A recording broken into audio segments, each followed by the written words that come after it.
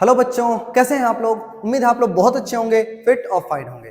तो बच्चों, कैसे चल रही है आपकी पढ़ाई। उम्मीद है आप लोग बहुत अच्छे से पढ़ रहे होंगे, एकदम फिट और फाइन होंगे। तो बच्चों, लास्ट क्लास में हम लोगों ने स्टार्ट कर लिया है class 10th mathematics chapter number 7 निर्देशांक ज्यामिति मतलब कोऑर्डिनेट ज्योमेट्री। ठीक है, तो बच्चों ये क्लास जो है, आज का जो क्लास है वो पूरी तरह से डिपेंडेंट होने वाला है एग्जाम्पल के ऊपर। जो एग्जाम्पल्स को हम लोगों ने कंप्लीट कर लिया है, उसके बाद आज हम लोग इस क्लास को आगे बढ़ाएंगे। बच्चों, अभी तक यदि आप लोगों ने लास्ट क्लास को नहीं देखा है, लास्ट के 2 क्लास बहुत इंपॉर्टेंट होने वाले हैं या हुए हैं, इसीलिए उसे जरूर देख करके आए। सबसे पहला जो क्लास था बच्चों, ये है आपका इंट्रोडक्शन क्लास। सबसे इंपॉर्टेंट यही क्लास था, क्योंकि इस क्लास के बगैर आपको ये चैप्टर कुछ भी नहीं समझ में आएगा। इसीलिए पहले आप इंट्रोडक्शन देखें, फिर आज के क्लास को ज्वाइन करें। तो बच्चों, आइए स्टार्ट करते हैं। और आज हम लोग को समझना है एग्जाम्पल नंबर 3 को। तो आ जाइए, एग्जाम्पल नंबर 3 आपके सामने आ चुका है और क्वेश्चन को हम लोग पढ़ लेते हैं। क्वेश्चन क्या कह रहा है, देखिए क्वेश्चन कह रहा है, वैसे तो उधर कुछ भी है, यहाँ लिखा है आशिमा, भारती और कैमिला, है ना, ये क्रमशः ए बिंदु, बी बिंदु और सी बिंदु पर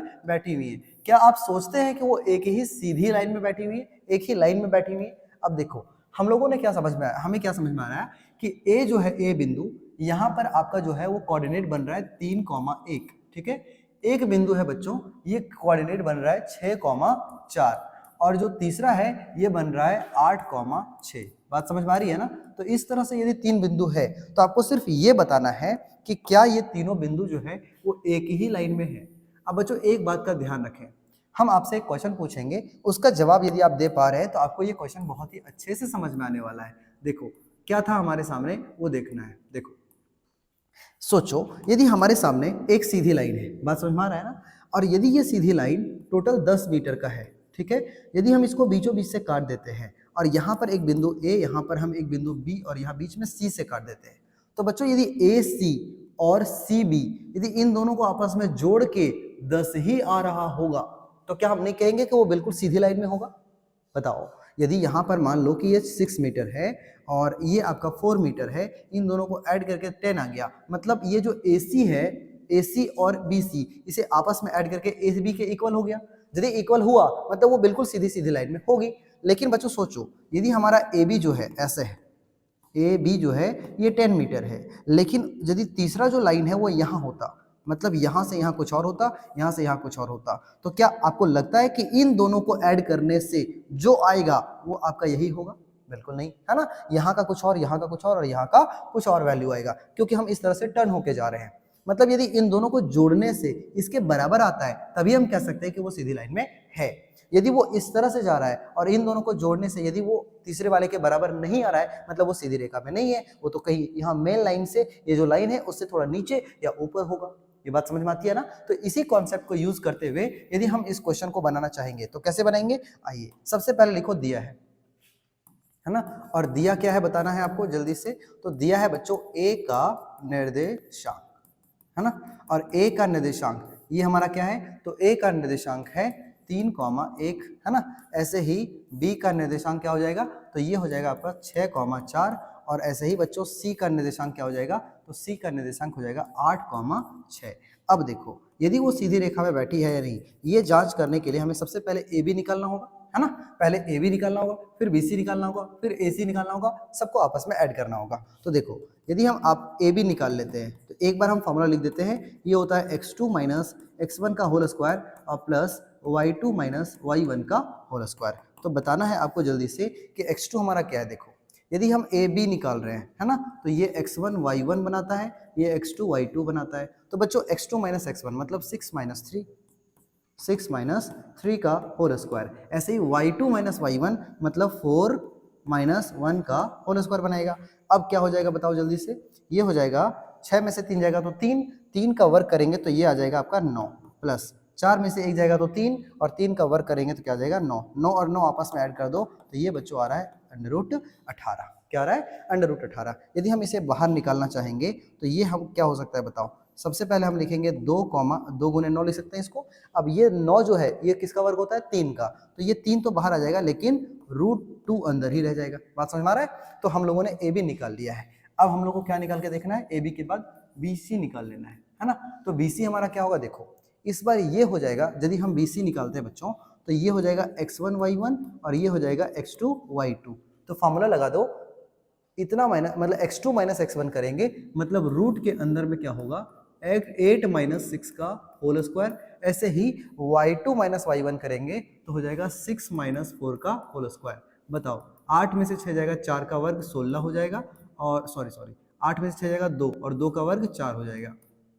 6 में से 4 जाएगा 2 और 2 का वर्ग फिर से क्या हो रहा है, तो 4 ही हो रहा है। यहाँ आ रहा है रूट के अंदर 8, जिसे हम लिख सकते हैं 2 गुने 4, और 4 किसका वर्ग होता है 2 का, और ये रूट अंदर ही रह जाएगा, मतलब 2 रूट 2 इस तरह से आ रहा है बच्चों। ठीक है, एक और ले लेते हैं, लिखेंगे और एक और हमारे सामने है AC निकाल लेते हैं, है ना। तो जब हम AC निकालेंगे मतलब A और C, तो यहाँ पर हम गौर करेंगे x1 y1 A काम करेगा और C x2 y2 काम करेगा। ठीक है, तो हो जाएगा x2 माइनस x1 मतलब 8 माइनस 3।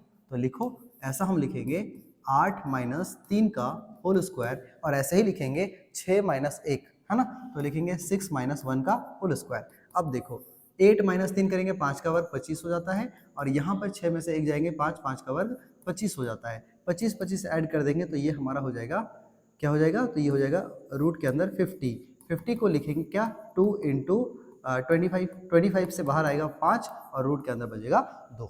अब बताओ क्या हम ऐसा कह सकते हैं कि ए बी और बी सी को जोड़ेंगे तो ए सी के बराबर आ रहा है? बिल्कुल आ रहा है। आ जाओ इसे भी हम लोग चेक कर लेते हैं। तो अब हम क्या करेंगे, अब हम लिखेंगे A B plus B C, ठीक है ना।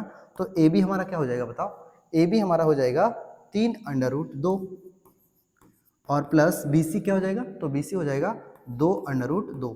क्या इन दोनों को आपस में जोड़ने पे 5 अंडर रूट 2 आ रहा है? बिल्कुल आ रहा है। इन दोनों को जोड़ने पे 5 अंडर रूट 2 रहा है, और 5 अंडर रूट 2 जो है बच्चों ये किसके बराबर पे था, तो ए सी के बराबर पे था। इसका मतलब क्या समझ में आया, लिखेंगे अतः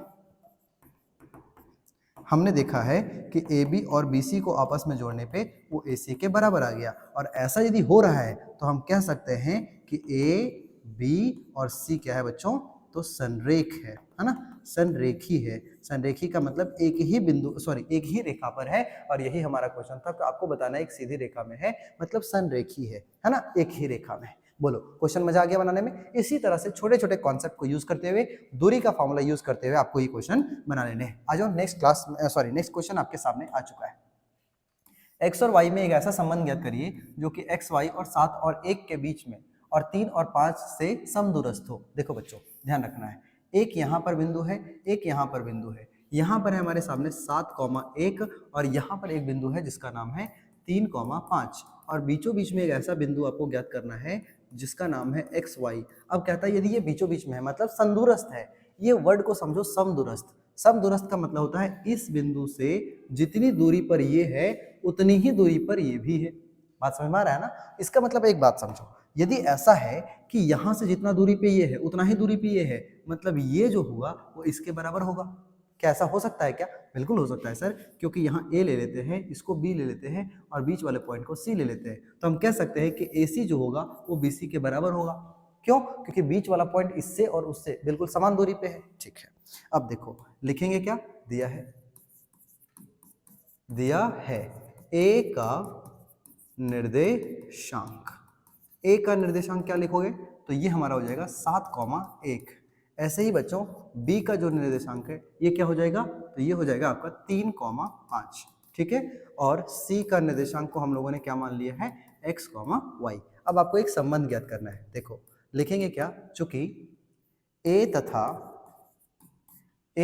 B है ना, A तथा B C से समदूरस्थ है। समदूरस्थ है मतलब समान दूरी पर है, इसीलिए हम कह सकते हैं कि जो AC होगा बच्चों ये बराबर हो जाएगा किसके, BC के बराबर हो जाएगा। नहीं, AC और BC आपस में क्या हो गए, बराबर हो गए।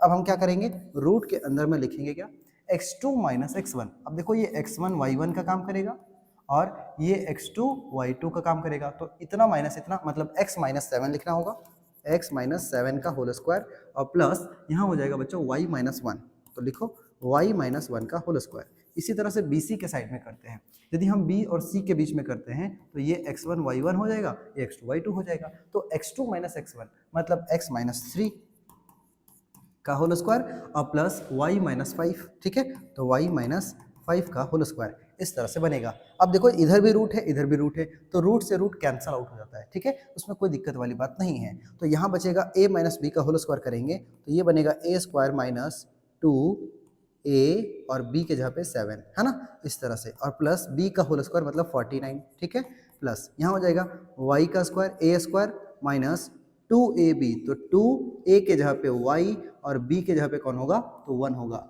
अब प्लस b का होल स्क्वायर मतलब 1 का होल स्क्वायर 1 ही होता है, मतलब इसको a माइनस बी के होल स्क्वायर पे और इसको भी a माइनस बी के होल स्क्वायर पे हमने तोड़ा है। बीच में इक्वल का साइन ये वाला, a माइनस बी का होल स्क्वायर फिर से, तो a स्क्वायर मतलब x स्क्वायर माइनस 2ab, तो 2a के जगह पे x और b के जगह पे 3 और प्लस b का स्क्वायर मतलब 9, ठीक है। यहाँ पर हो जाएगा a माइनस बी का होल स्क्वायर क्या, y स्क्वायर और माइनस 2ab मतलब 2y और फिर 5 और प्लस b का होल स्क्वायर मतलब ये हो जाएगा बच्चों 25। बोलो यहाँ तक समझ में आ गया क्या?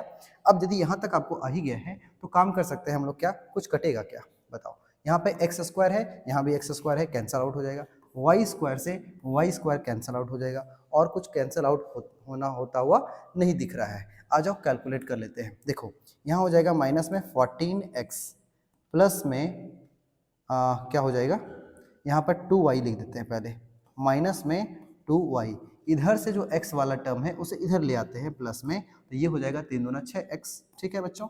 और यहाँ पे जो y वाला टर्म है 5 दूना 10y, उसको भी इधर प्लस में ले आते हैं 10y, बीच में इक्वल रहने देते हैं। जो बिना x और y वाला टर्म है उसे इधर रहने देते हैं, तो 25 और 9 देख करके लग रहा है कि ये 34 होने वाला है, राइट। और यहाँ पर क्या है, यहाँ पर हमारे सामने दिख रहा है 49 और एक 50 दिख रहा है बच्चों। ये दोनों जो इधर प्लस में है इधर आ जाएगा तो माइनस में 50 बना देगा। बोलो ठीक है ना।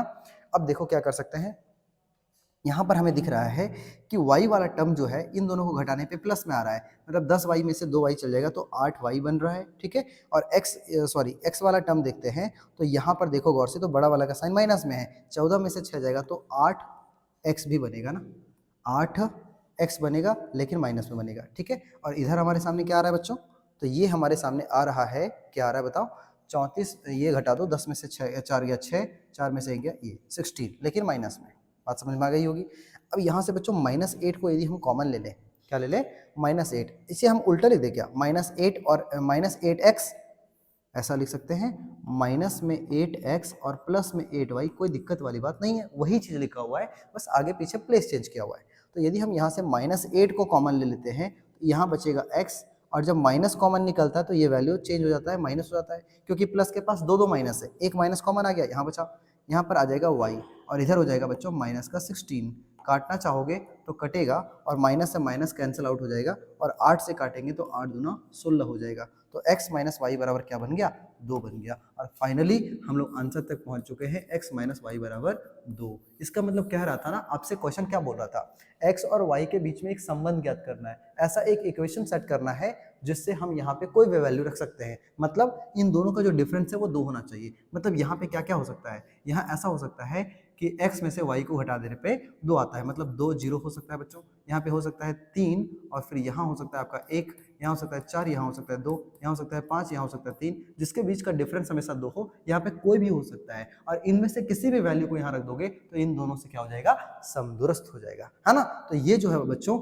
यही है हमारा आंसर जो हमसे पूछ रखा था, x और y के बीच में एक संबंध ज्ञात करना था, एक इक्वेशन बनाना था, वही हम लोगों ने बना दिया है। बोलो कैसा लगा क्वेश्चन बनाने में, तो मजा आ गया आपको, है ना। इस तरीके से हमने फिर से 2 एग्जाम्पल को बहुत ही सक्सेसफुली अच्छे से आपको समझा दिया है। उम्मीद है आपको समझ में आया होगा। ऐसे ही हम लोग आगे सॉल्व करते रहेंगे। आज के लिए रखते हैं इतना ही, तब तक के लिए थैंक यू वेरी मच। यदि आप हमारे साथ नहीं जुड़े हैं तो अभी जल्दी से जल्दी जुड़ जाइए और जुड़े रहे गुरुकुल साथी के साथ, उन्हें भी फॉरवर्ड करें जिन्हें इनकी जरूरत है। चलिए मिलते हैं फिर से नेक्स्ट क्लास में, तब तक के लिए थैंक यू वेरी मच। जय हिंद।